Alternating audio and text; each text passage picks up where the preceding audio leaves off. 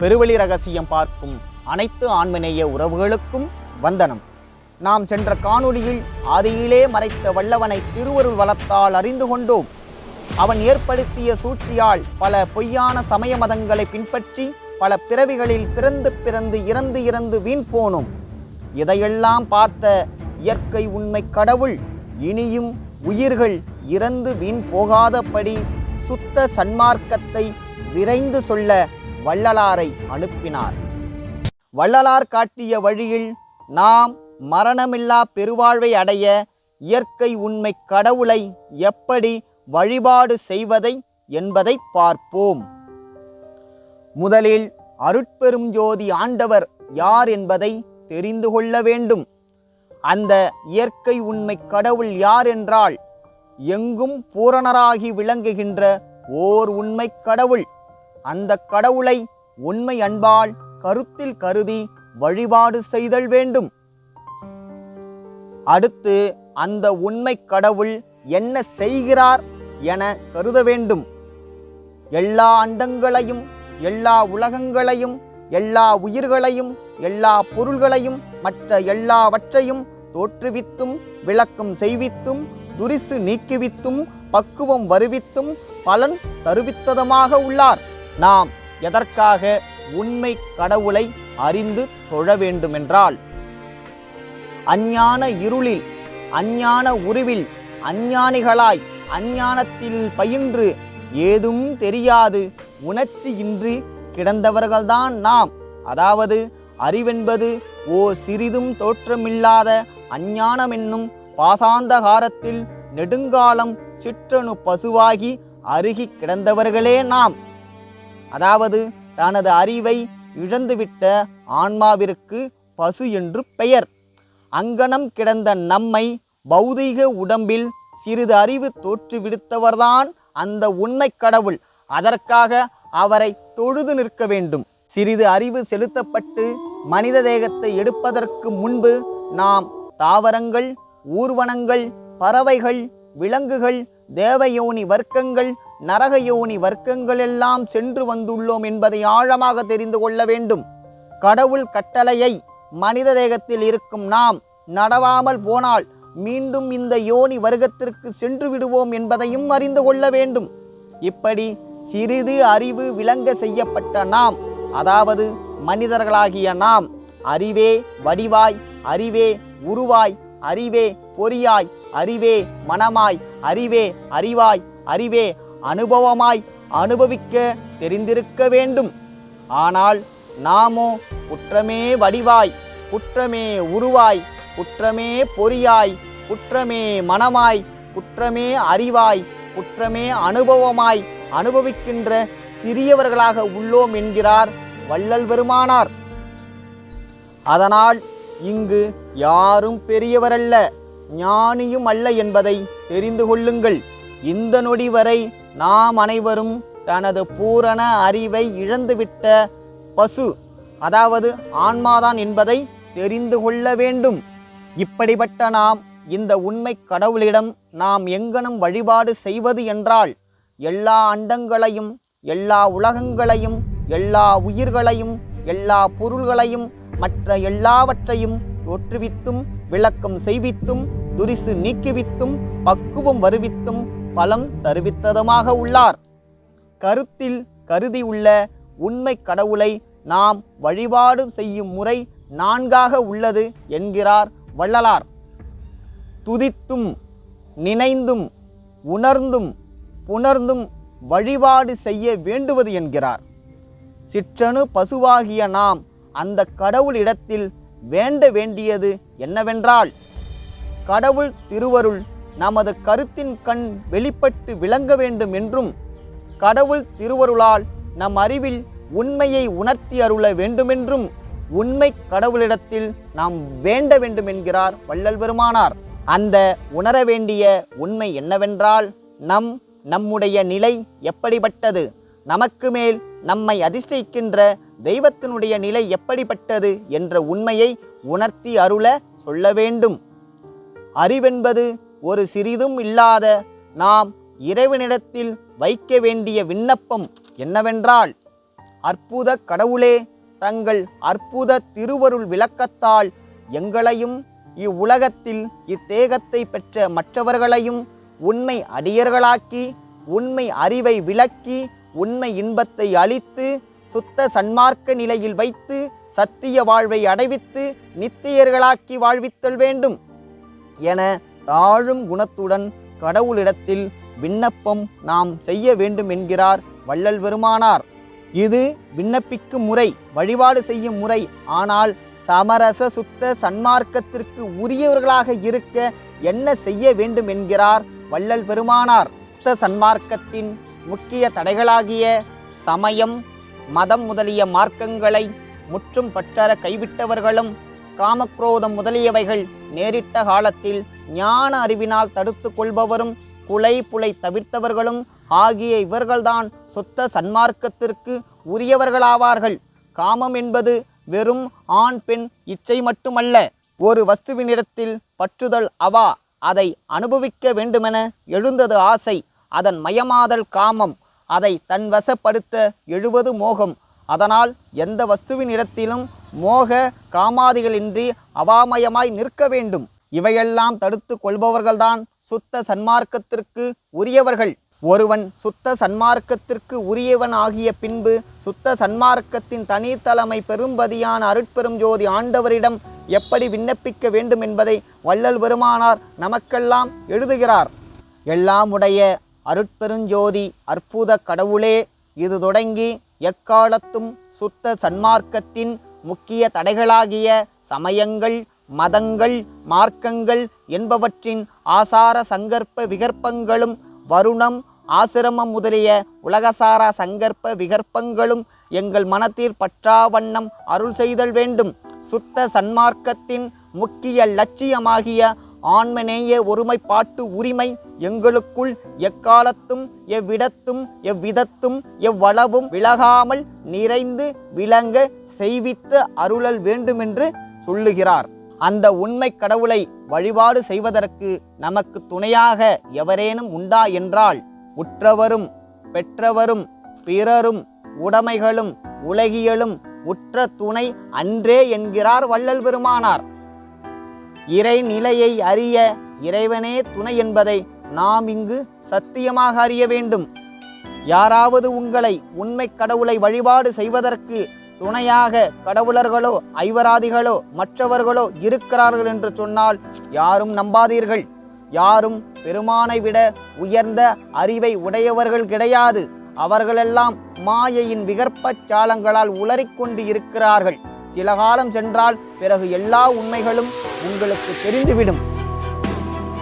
அப்படி விண்ணப்பித்தும் வழிபாடு செய்வதாலும் திருவருள் தயவால் நமக்கு அருளப்படுபவை எவை என்றால், ஆன்மநேய உறவுகளே, சுத்த சன்மார்க்க தனி நெறி ஒன்றிலே நாம் பற்று வைப்பதால் திருவருள் தயவால் நமக்கு அருளப்படுபவை எவை என வள்ளல் பெருமானார் குறிப்பிடுகிறார். நமக்கு எவ்விதத்தும் அறிதற்கு அறிய உண்மை பேரறிவு அறிவிக்கப்படுகிறது. நமக்கு எவ்விதத்தும் காண்பதற்கு அறிய உண்மை பெருங்காட்சிகளை காட்டுவிக்கப்படுகிறது.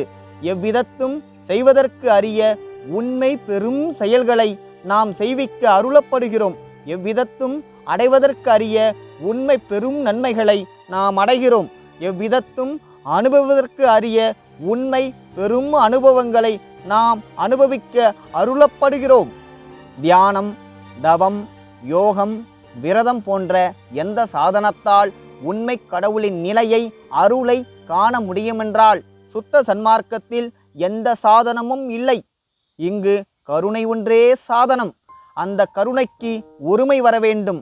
ஒருமையில்தான் கருணை வரும். ஆக இங்கு மிகவும் முக்கியமாக நாம் தெரிந்து கொள்ள வேண்டியது ஒருமையே. இன்று உலகில் காணும் எந்த ஒரு சமய மத மார்க்கங்கள் ஆகட்டும், அவையில் நற்குணங்கள், நற்செய்கைகள் மற்றும் கட்டுப்பாட்டு ஆசாரங்கள் உள்ளதை அறிவோம். மேலும் சமய மத மார்க்கங்களில் நம்பிக்கை, ஒழுக்கம், பக்தி, அடக்கம், நல்லறிவுதான் போதிக்கப்படுகிறது. இவைகளில் வெளிப்படுகின்ற கருத்துகளின் சாராம்சம் யாதெனில், தன்னால் மற்றவர்களுக்கு இம்சை இல்லாது அவர்கள் செய்யினும் தான் சகித்து அடங்கி நிற்பது ஆகும். இதையே ஒருமை என்கிறார்கள். ஆனால் வள்ளலார் ஒருமைக்கு கண்ட விளக்கம் என்னவென்றால், ஒருமை என்பது தனது அறிவு ஒழுக்கம் ஒத்த இடத்தில் தானே கூடும். இங்கு தனது அறிவு என்பது அவரவர் பெற்றிருக்கும் அறிவின் அளவு. ஒழுக்கம் என்பது சுத்த சன்மார்க்க ஒழுக்கமாகும்.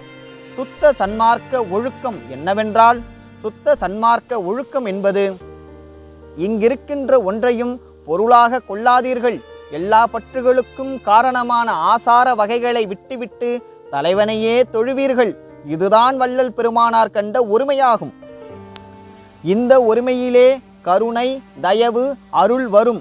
கருணை வந்தால் எல்லா உயிர்களிடத்திலும் தயவு வரும் மற்றும் ஆண்டவரிடத்தில் அன்பு வரும். அன்பு வந்தால் நெகிழ்ச்சி உருக்கம் வரும். நெகிழ்ச்சி உருக்கம் வந்தால் கண்ணீர் வரும். கண்ணீர் வந்தால் அனுபவம் உண்டாகும். அந்த அனுபவத்தில் கடவுள் காட்சி கிடைக்கும். கடவுள் காட்சியில் அருள் பெறலாம்.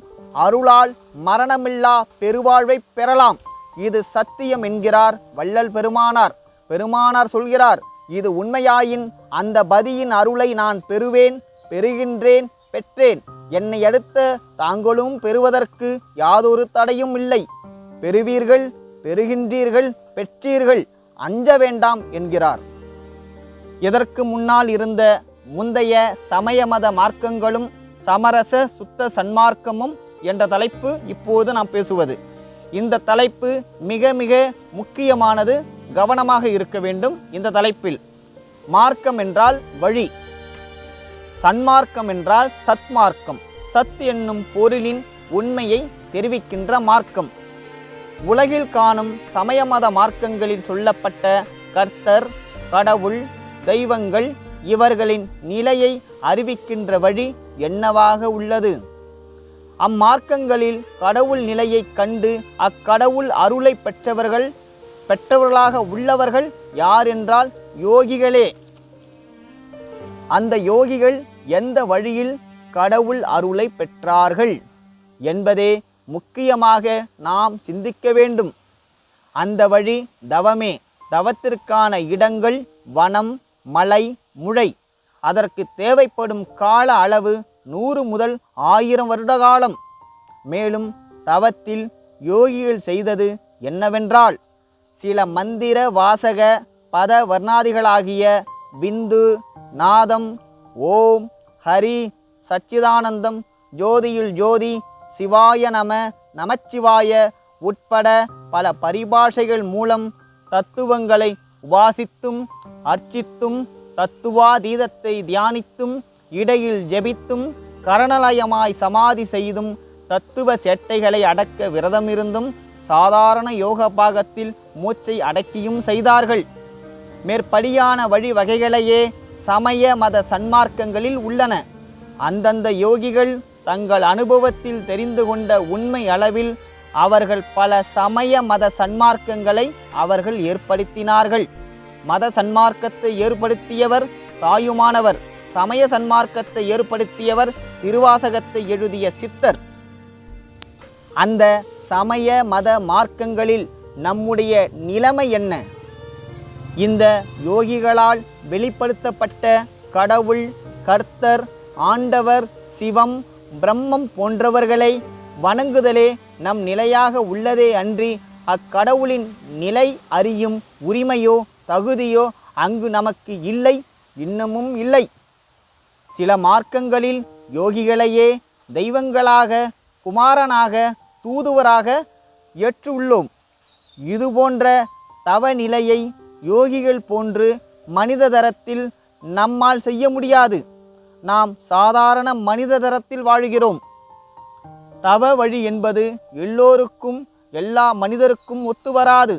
அதில் சொல்லப்பட்டுள்ள தியானம், விரதம், மூச்சு பயிற்சி, மந்திரங்கள் எல்லாம் 100 முதல் 1000 வருடம் எல்லோராலும் செய்யக்கூடியதாக இல்லை.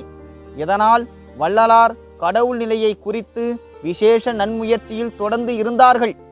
வள்ளலாரின் இந்த இடைவிடாத நன்முயற்சியின் பயனாக அவருக்கு கடவுளால் அறிவிக்கப்பட்ட வழியே சமரச சுத்த சன்மார்க்கமாகும். இந்த வழி தனி வழி மட்டுமல்ல, உண்மை பொது வழியாகவும் உள்ளது. இவ்வழி மற்ற எல்லா வழிகளையும் மறுக்க வந்தது என்கிறார் பெருமானார். மனித தரத்தில் அமைந்துள்ள உயர்வானது சுத்த சன்மார்க்கம். சுத்த சன்மார்க்கத்தில் நல்ல விசாரணை செய்ய வேண்டும். நல்ல விசாரணை என்பது உலக விசாரமல்ல, பரலோக விசாரத்தையே குறிக்கும் என்கிறார் பெருமானார். ஆக ஆறறிவு உள்ள தேகத்தை பெற்ற மனிதர்கள் அனைவருமே கடவுளின் உண்மை நிலையை அறிந்து அக்கடவுளின் அருளை பெறுவதற்கான வழியை கொண்டதே சமரச சுத்த சன்மார்க்கமாகும். அதாவது உஷ்ணத்தை தவம் செய்து உண்டு பண்ணி கொள்கிறதை பார்க்கிலும் தெய்வத்தை தோத்திரம் செய்கின்றதிலும் நினைக்கின்றதிலும் இதைவிட கோடி பங்கு 10 கோடி பங்கு அதிகமாக உஷ்ணம் உண்டு பண்ணி கொள்ளலாம் என்கிறார் பெருமானார். எதற்கு உஷ்ணத்தை உண்டு பண்ணி கொள்ள வேண்டுமென்றால் ஆன்மாவை தெரிய ஒட்டாமல் மூடி இருக்கின்ற திரையை விசார அதி உஷ்ணத்தால் அல்லது மற்ற உஷ்ணங்களால் நீக்க முடியாது. மற்ற சமய மத மார்க்கங்களுக்கும் சுத்த சன்மார்க்கத்திற்கும் உள்ள முக்கிய வேறுபாடுகள் என்னவென்றால், இறைவனின் நிலையை காணும் வழி மனித தரத்தில் இல்லை. சுத்த சன்மார்க்கத்தில் மனித தரத்தில் இறைவனின் நிலை அறிவதாக உள்ளது. இறை உண்மையை தெரிய ஒட்டாமல் மூடி இருக்கின்ற திரைகளை விளக்கும் வழி பொது வழியாக இல்லை, யோகிகளின் தரத்திலே உள்ளது. சுத்த சன்மார்க்கத்தில் இறை உண்மை காணும் வழி உண்மை பொது வழியாக உள்ளது, எல்லா மனித பிறவிகளுக்கும் உரியதாக உள்ளது. திரைகளை நீக்குவதற்கு வேண்டிய அதி உஷ்ணத்திற்கு யோகிகள் தவத்தை இங்கு மேற்கொள்கிறார்கள். சுத்த சன்மார்க்கத்தில் நல்ல விசாரணை மட்டுமே இங்கு வழியாக உள்ளது. யோகிகள் வனம், மலை, குகை முதலியவற்றிற்கு போய் 100, 1000 முதலிய வருட காலம் தவம் செய்ய வேண்டி உள்ளது. சுத்த சன்மார்க்கத்தில் மனத்தில் இக விசாரமின்றி பர விசாரிப்புடன் ஆன்ம நெகிழ்ச்சியோடு தெய்வத்தை சிந்தித்து கொண்டாவது அல்லது தோத்திரம் செய்து கொண்டாவது இருத்தலே போதுமானது. காட்டப்பட்ட கடவுளை வணங்குதலும் வழிபாட்டு மற்றும் கட்டுப்பாட்டு ஆசாரங்களும் சமய மதங்களில் உள்ளது. சுத்த சன்மார்க்கத்தில் கடவுள் உண்மை தெரிய வேண்டுமென நன்முயற்சியுடன் இருக்க வேண்டும். எந்த ஒரு ஆசாரமும் கிடையாது, கூடாது. சமய மதங்களில் ஏகதேச கர்ம சித்திகளை கற்பனைகளாக சொல்லி இருக்கின்றார்கள். அவைகளில் லட்சியம் வைக்கப்படுகிறது. சுத்த சன்மார்க்கத்தில் ஆண்டவரிடத்தில் மட்டுமே லட்சியம் வைக்கப்படுகிறது. ஒவ்வொருவரும் முயற்சியுடனே இருந்தால் அதற்கு தக்க லாபத்தை பெற்று கொள்ளலாம். சமய மதங்களில் பல வருடம் பிரயாசை எடுத்துக்கொண்டால் அற்ப சித்திகளை அடையலாம். சுத்த சன்மார்க்கத்தில் கோடி கோடி பங்கு சித்திகளை அடையலாம். சமய மதங்களில் பிண்ட லட்சணத்தை அண்டத்தில் காட்டப்பட்டுள்ளது. சுத்த சன்மார்க்கத்தில் அருள் ஒளியை காண்க என உரைக்கப்படுகிறது. சமய மதங்களில் தெய்வத்திற்கு பெயரிட்டு இடம், வாகனம், ஆயுதம், வடிவம், ரூபம் முதலியவையும் ஒரு மனிதனுக்கு அமைப்பது போல் அமைத்து உண்மையாக இருப்பதாக சொல்லி இருக்கிறது. சுத்த சன்மார்க்கத்தில் ஒவ்வொருவரின் அக அனுபவத்தில்தான் இறைவனின் உண்மை வெளிப்படுவதாக சொல்லப்பட்டுள்ளது. எங்கும் பரிபூரணமாக விளங்கும் ஒரே மெய்ப்பொருளாக காட்டப்பட்டுள்ளது. சமய மதங்களில் வேதம், ஆகமம், புராணம், இதிகாசம் முதலிய கலைகள் உண்டு. சுத்த சன்மார்க்கத்தில் எந்த கலையும் இல்லை. சமய மதங்களில் தெய்வத்தை பற்றி புறங்கவிய சொல்லவில்லை. ஆதலால் இறை உண்மை காண நமக்கு காலமில்லை. சுத்த சன்மார்க்கத்தில் நினைந்து நினைந்து உணர்ந்து உணர்ந்து நெகிழ்ந்து நெகிழ்ந்து இருப்பின் இப்பிறவிலேயே மரணமில்லா பெருவாழ்வைக் கண்டு அடையலாம் என்கிறது. சமய மதங்களில் கருணை சாதனமாக சொல்லப்பட்டு இருப்பினும் ஆசாரங்கள் இருப்பதால் அக்கருணை விருத்தியாகாமல் இருக்கிறது. பெருமானார் சொல்வார், தயவை விருத்தி செய்வதற்கு முக்கிய தடைகளாக இருப்பதே சமயங்களும் மதங்கள்தான் என்பார்.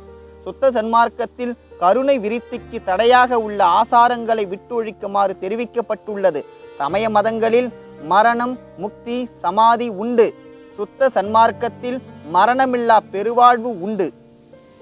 சமய மதங்களில் காட்டப்பட்ட கடவுளை தொழுதலும் அக்கடவுளிடத்தில் வேண்டுதலுமே நாம் செய்கிறோம். சுத்த சன்மார்க்கத்தில் உண்மை கடவுளை நிலை காண ஒவ்வொருவரும் நல்ல விசாரணை செய்ய வேண்டும்.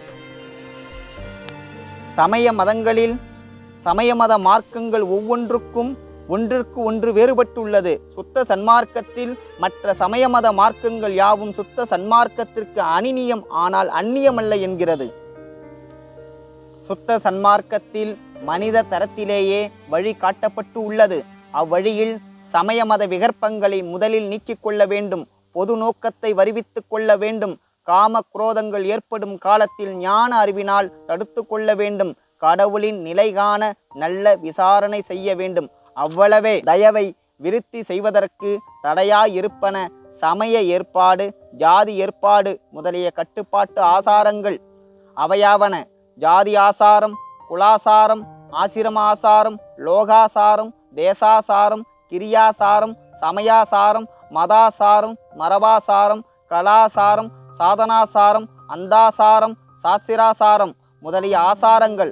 ஆதலால் மேற்குறித்த ஆசாரங்கள் ஒழிந்து சுத்த சன்மார்க்க சத்திய ஞான ஆசாரத்தை வழங்கி பொது நோக்கம் வந்தால் மேற்படி காருண்யம் விருத்தியாகி கடவுள் அருளை பெற்று அனந்த சித்தி முத்திகளை பெற கூடுமே, அல்லது இல்லாவிடில் கூடாது. இங்கனம் சிதம்பரம் ராமலிங்கம். நன்றி. இந்த செய்தியை பார்த்து மகிழ்ந்த நமது அனைத்து ஆன்மநேய உறவுகளுக்கும் எங்களது மனமார்ந்த நன்றியை தெரிவித்துக் கொள்கிறோம். அருட்பெரும் ஜோதி, அருட்பெரும் ஜோதி, தனிப்பெரும் கருணை, அருட்பெரும் ஜோதி. எல்லா உயிர்களும் இன்புற்று வாழ்க. கொல்லா விரதம் குவலயமெல்லாம் ஓங்குக. சுத்த சன்மார்க்கம் எல்லா உலகும் தழைக்க.